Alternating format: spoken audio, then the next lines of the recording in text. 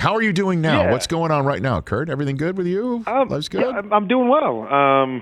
Just got back last week from the filming of my movie that actually finished filming, and so now it heads to the editing bay, and they put it together for hopefully a release around Christmas time, depending on COVID and people back to normal and getting to the theaters. So we'll see how that plays out. So that's pretty exciting. And obviously free agency, getting back to work a little bit the next couple days, free agency, and some film sessions with some of our top players and Baldy over the next couple days. So, getting back to work a little bit, diving into the draft, starting to work on the quarterbacks there. So all good. Just bouncing around, doing a lot of stuff, and then, staying involved with the football game because we know that's 365. That's right. Well, I'll unpack those one at a time. Let's start with the football. The retirement of Drew Brees, we were all expecting it. You and he will share a room forevermore when he gets there, which is going to be the first possible opportunity for him. Yeah. So you know what it's like to have a Hall of Fame career and wear that patch on the chest. Your 2 cents considerable on the retirement of Drew Brees. Kurt Warner is what? Yeah, I mean, first you look at big picture, and you're just grateful that you got a chance to witness one of the greatest careers, especially at the quarterback position, that we've ever seen. And you know me, I love the nuances of the position. I love people that can play it mentally first, the ability to process information and see things and get through progressions and those sorts of things. And I don't believe anybody did it better than Drew Brees. When I would pop on the film every week after a Sunday slate, I couldn't wait to get to Drew because his ability, and I always use the term, trying to simplify the game as quickly as possible. So you want to eliminate as many defenders as you can as quickly as possible and then get the ball to the right guy in a timely fashion. And that is what Drew Brees did so well. We can sit here and he wasn't the biggest guy, didn't have the strongest arm, and you could go down the list of things that he didn't possess from a physical standpoint. But he more than made up for that with what he did mentally, his anticipation, his accuracy, his processing, as I just said. And those are things that I appreciated, I think, maybe more than most because that's how I played the game and it's how I saw the game. And so I'm going to miss turning on the tape every week and watching Drew put on the clinics that he puts on. I've said for years, we've got so many talented players in the league, the Aaron Rodgers and Russell Wilsons and stuff. But whenever I work with a young kid and I say, if you want to watch somebody on how to play the position and the technique and the details of throwing a football, you watch Drew Brees because he was such a technician with everything that he did. And so I'm going to miss watching him. I look forward to having him, become a teammate in Canton, and I look forward to what he's going to do next. I love the fact that we saw the announcement today he's going to join NBC Sports, and I think that's one of the biggest and toughest things about the transition from something you've done your entire life and playing as many years in the NFL as he did is, okay, what's next? And I think a lot of guys kind of wallow around trying to figure out, okay, how do I step into something else, or where do I go from here? I love that Drew has a plan. He's going to jump right into TV, and I think that's something that will help make the transition easier for him. And I think because of all the things that I mentioned, he'll be great on TV. Well, and again, that's another similarity between you and him is that you stepped right into broadcasting to supplement that love of football that no longer is an itch scratched by actual gameplay. But here's another aspect, Kurt, is reconstructing your career after the place where you started, broke up with you. In a way, and just his drafting in the second round. Obviously, it's different in terms of you and he, and the fact that you won a Super Bowl right from the get-go, and then had another Super Bowl appearance in your first spot. But he is synonymous with New Orleans, and you went to 2 different places, including Arizona, which you took to a Super Bowl.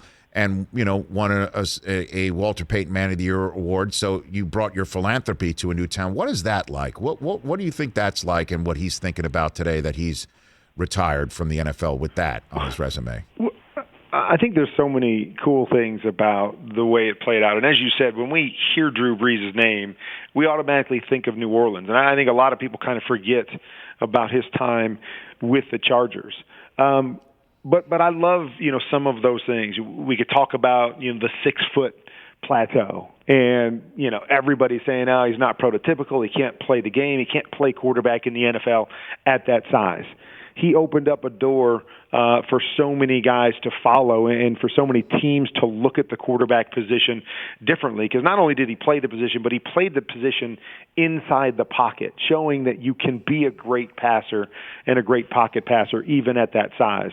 The other part, as you mentioned, one of the hardest things to do is, when one team basically says, oh, no, you're not good enough. We're moving on. We're going to draft another quarterback. So hard to be able to change the perception of who you are going somewhere else. And then, you couple that with the injury that he had on top of it. And so to be able to reshape his career and to reshape it the way that he did, becoming one of the greatest to ever play the game after one team said, nope, you're not good enough. I think that also is an inspiration to so many people out there. And, I can look at myself in the same manner that, one team said, oh, God, we're moving on. We're going, you can't do it anymore. And that challenge of, changing people's perception around the league of what you can be and what you can do. And he did that as well as anybody. And so I look at those two things and see how he shapes the minds of people moving forward, whether that be organizations and how they look at different guys, or young guys, coming through things and saying, well, everybody's told me I'm too small, or, this team said I wasn't good enough.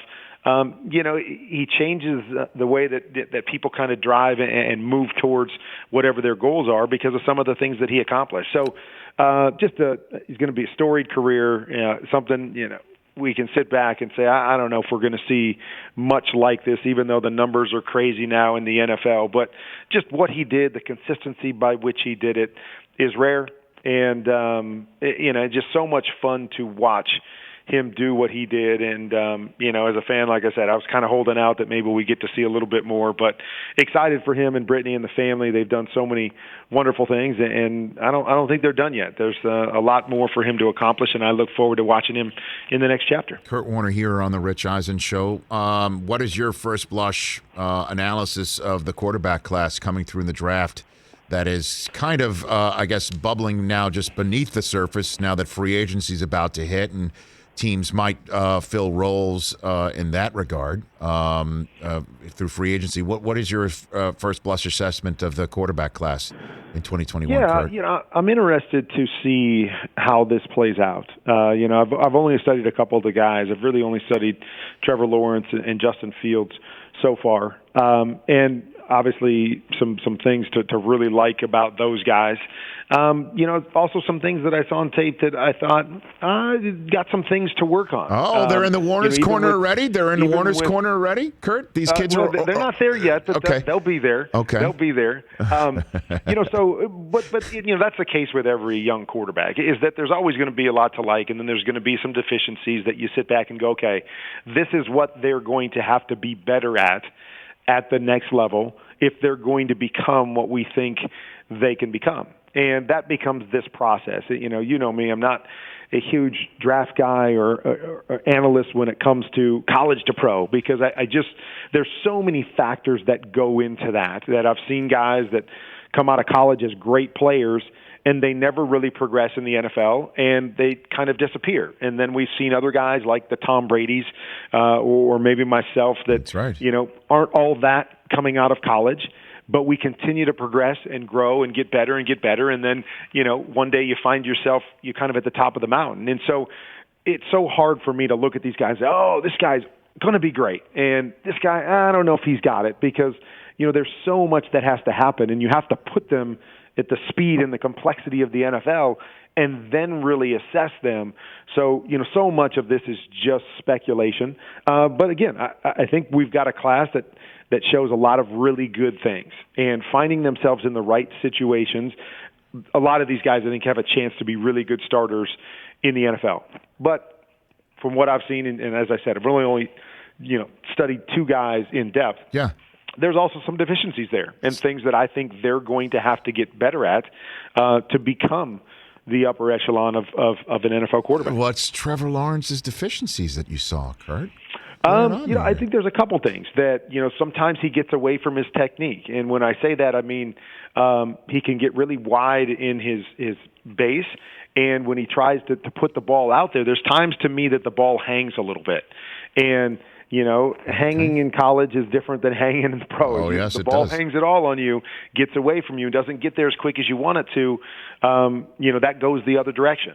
I think he's a great athlete, but I think he needs to get better at making athletic throws. And what I mean by that is when your body's moving in different directions, or the quicker throws where you don't always get set and you got to bring your body and you got to be accurate with some of those things.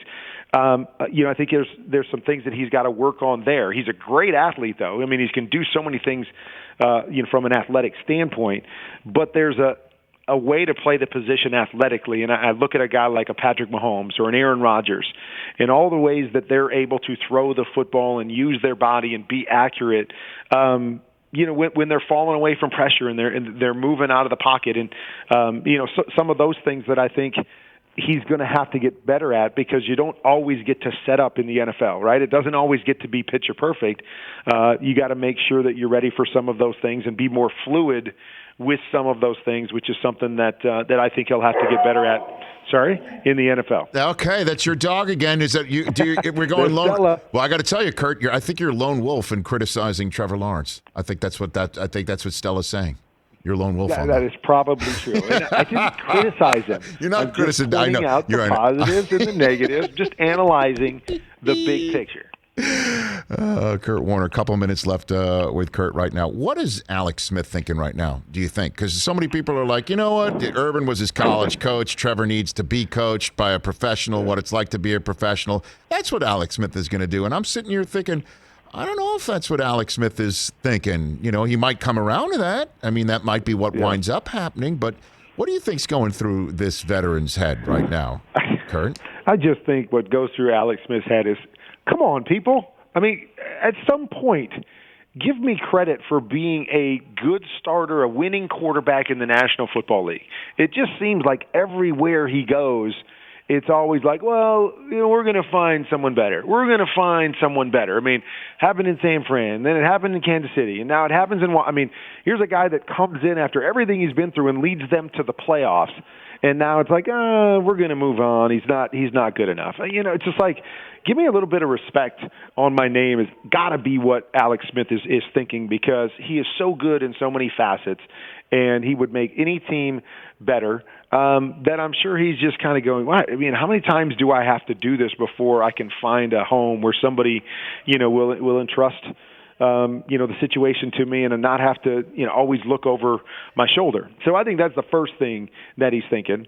But the second thing is, for any free agent quarterback right now, there's just not a lot of spots out there. There's not a lot of situations where you can go and be, the bona fide starter, and people are going to, pay you as a starter and turn the keys over to you, with a lot of young guys in the league and possible movement, with the guys that are coming in the draft. That, we've got a good crop of quarterbacks in the draft that teams could decide to, like your team with the Jets, right? Could easily decide, hey, we're going to go Wilson or someone at number 2, and now Sam Darnold becomes free. And so then you have Alex Smith or Sam Darnold. And most people are going to go, well, let me take my chance with a Sam Darnold, because we could get the guy to be the franchise guy for the long term. And so I think it's going to be interesting with, guys like Alex Smith, and, which of these things kind of fall with these different organizations that decide to go, in the draft, and then they have a guy that becomes free. And then, of course, if one of these big dominoes falls with Watson or Wilson, which I don't think, in my opinion, is going to happen, but if one of those things happen, that could shake everything up a little bit more. So Alex Smith may end up finding himself in a situation like that, which I don't think is ideal, because I know he wants to be a starter, and you don't want to just, keep the seat warm until the next guy's ready. That's never where you want to go, especially later in your career. But I think it may play out that way for Alex, unfortunately, just because there's not a lot of spots out there. All right, Kurt, before I let you go, you and I are going to talk on NFL Network in about half an hour, actually, so for the free agency frenzy. Before I let you go, your movie that I've been hearing about for so long that everybody thinks should have been made the minute that you won your championship back in 1999. I've known you as a colleague at NFL Network for a decade plus now. This movie's shot. It's in the can, as they say. It is in the can. Okay. With all the challenges of COVID and all the protocols, everybody through Lionsgate did an unbelievable job of pushing through and getting through this and filming it. And so, yeah, it's happening. It has been a long time coming and a process to get the story right and the essence right. And I think we're there, at least with the shooting and the script and everything up to that point. And now it's how they piece it together. So we're extremely excited about where it's at, the people that are involved, the way that it's been, worked together. And then we're excited to see, when it all comes to the big screen. Okay. How that plays out. But yes, it's in the can. It is definitely happening.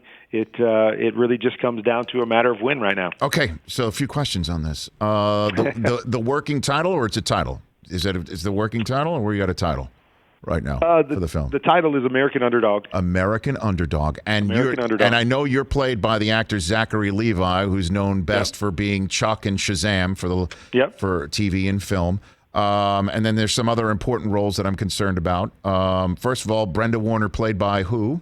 Who's Brenda Anna Warner? Paquin. Anna Paquin is a big-time celebrity and actress. Okay. Dick Vermeil is played by? Why am I drawing a blank right now? Oh, no. It's okay. Yeah. Dennis Quaid. Dennis Quaid is Dick Vermeil? Yep, Dennis Quaid. Dennis Quaid is Dick Vermeil? Okay. Yep. Is Marshall Faulk portrayed in this film as well? Is Two-Way in this film? He is portrayed. Not a big role, more of a football role, so nobody nobody specific playing Marshall's spot. Okay. And I just wanted to thank you in advance of getting Brad Pitt to play me in your broadcasting part of the film, so thank you for that. How did he look? He looked good. That scene got cut. But he looked really good in the scene when we filmed it. Who's going to tell Brad that? Who's going to tell? I don't know.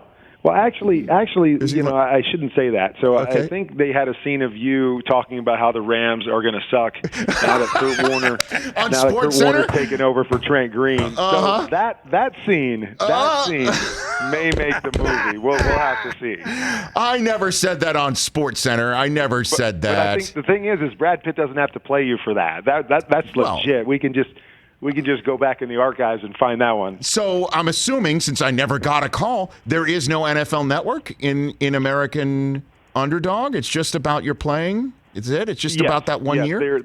There is not. No, so he doesn't go beyond the playing career. No. Okay.